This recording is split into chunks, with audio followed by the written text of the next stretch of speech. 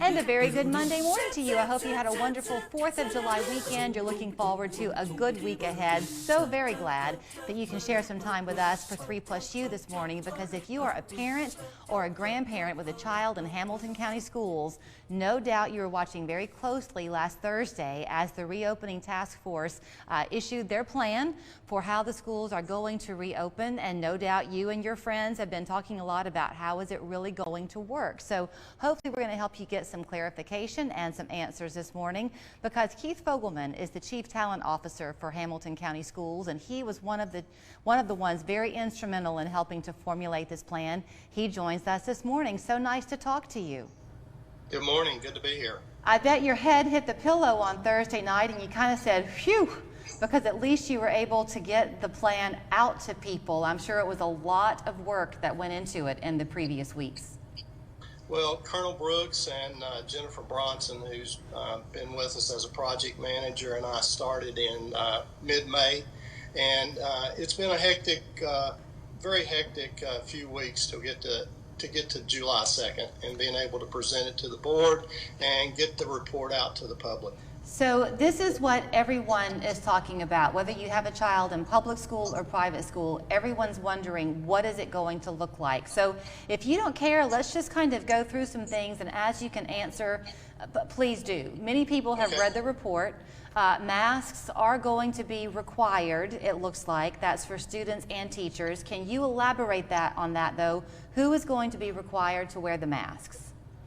So in both our phase 2 and phase 3, we're going to require masks, except for kindergarten through 2nd grade, and we're going to recommend strongly that those students wear a mask. But we also, based on information from members of our task force, our medical advisors, as well as the American Academy of Pediatrics, there's a point with early learners, early childhood learners, the kindergarten through 2nd grade, that there may be diminishing returns. So we're going to provide a little flexibility. However, we will put them in cohorts, and when they're out of their classroom, they'll be required to wear a mask. Now, the mask will not be required when we're in outdoors or in large areas where we can social distance our students. Okay, so I'm going to stop you right there, because it sounds like through that answer, you're getting to another question I was going to ask you. There has been some speculation that the kids elementary were going to have to be in one room all day. Sounds like they are going to be allowed to go to some of their extracurricular and arts classes? So with the elementaries, they will have an opportunity to be out of their classroom. We'll also provide all grades an opportunity for a safe time, safe place for them to remove their mask. As far as the elementaries, related arts, we anticipate that some of the related arts will take place in the classrooms, but it's going to depend upon each school and each setup and just exactly what type of space we have available. What about lunch, Mr. Fogelman? What are they going to do about lunch? So we're looking at different plans there. Staggered lunches, if we're able to use the cafeteria, if we're able to stagger the students and have enough social distancing. We also recognize that the potential to have lunch in the classroom is going to be one of the options that we may have to move to. Are you looking at those? I want to come back to some other questions about the masks in a second, but when you talk about things like we're looking at our options for, is that based on what the numbers are like? Is this going to be kind of a almost 11th hour call that first week of August, depending on what the numbers are like in Hamilton County, that will dictate how you execute the plan? So we monitor those numbers daily, and we're monitoring them currently.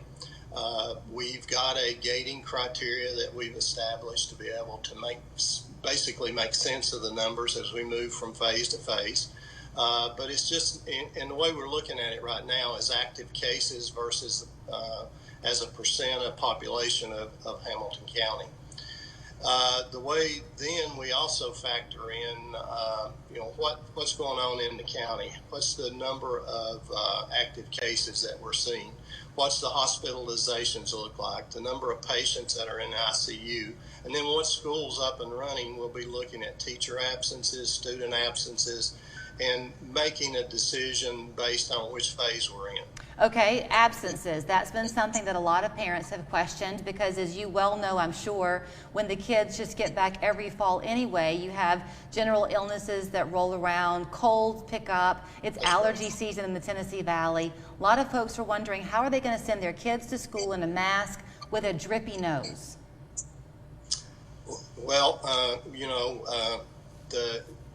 the mask is what we're using that mask for is to really kind of protect, to avoid the spread of the virus, and so that's kind of the key issue, is being able to stop the spread. So our goal, our objective, is that once we start school, we want to try to stay in school.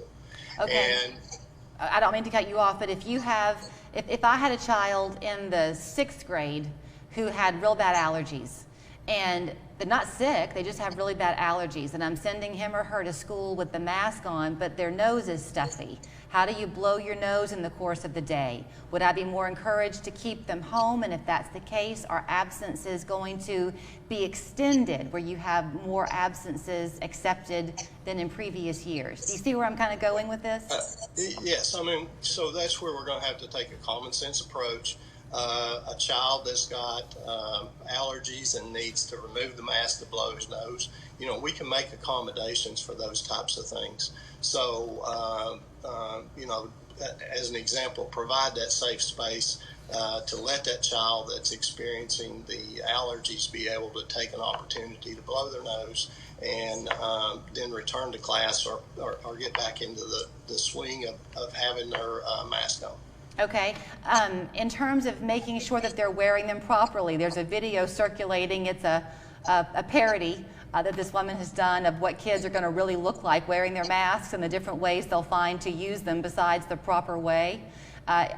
Is there going to be oversight in terms of making sure that they are wearing them properly? Otherwise, it's pretty ineffective, I guess. Yeah, so a couple of things. First of all, one of the things that we're going to do as we start school is to really do orientations for parents, for our staff, for our students. The first week of school will be a lot about really thinking about what the future could look like in the coming days of the school year. So one of the things we want to do is really provide some health and safety orientations for students, as I mentioned, as well as parents, to be sure they understand proper mask wear. And and one of the things we'll do is try to help the students ensure that they're wearing the mask, because the goal is prevent the spread. And to do that, we need to be able to wear the mask. And is the school system providing those masks? And if so, is it going to have enough for 2 a day, and that way they can change them? Is that the plan? The plan is that we're going to be able to provide masks. We're still looking at how we're going to be able to acquire enough to be able to, have plenty enough masks for our students. But our plan is to be able to provide the mask. Okay, so let me ask you this. Let's kind of get off the mask conversation for a minute. A lot of parents are not really sure what is the right thing to do. The county is offering options. So if you don't want your child to physically go to school, you can do either remote learning from your zone school or virtual school. Can you explain the difference in those two? So I'll just say, to answer your question up front, is that in our surveys, we have had about 25% of our parents tell us that they're not planning to have their children return to school. So that was one of the emphasis of us providing our Hamilton County schools at home. And so the difference is Hamilton County School at home, the student will be connected with their home school. They'll have to sign up for a semester. But during that semester, they'll be at times actually participating in the class virtually in the classroom with some of their classmates, and of course at times they'll be working online assignments. The virtual school it's a school that we've had in place for quite some period of time, And if they elect to go to the virtual school, they'll actually transfer to that school. Okay. Do you anticipate for the middle and high school kids especially, sports is a big thing, extracurricular activities is a big thing. There's been no announcement that I'm aware of yet to indicate that life is going to continue on smoothly with that. When do we know that we're going to get answers on football and soccer and band and that kind of thing? So the governor's executive order that came out last week really limits any activity until after August 29th. So that has obviously stalled some of our sports programs. We also, once we're able to return, we'll be using the national high school guidelines to be able to help us move through the different phases. And we currently will have athletes and band returning to practice beginning, I think, this week, and then we'll be operating under those guidelines. Okay, so that as far as the kids are concerned, they can't go to the football game and play or perform, but they can still have their practice and get ready for whenever the season does start. That's correct. Okay. How have you handled things with school buses, and are they trying to rearrange classrooms to keep the kids 6 feet apart as well as wearing the masks? So, school buses, let me start there. One of the things that we're going to be, especially when we're in phase 3, it's going to be very difficult for us to social distance 100% of the time.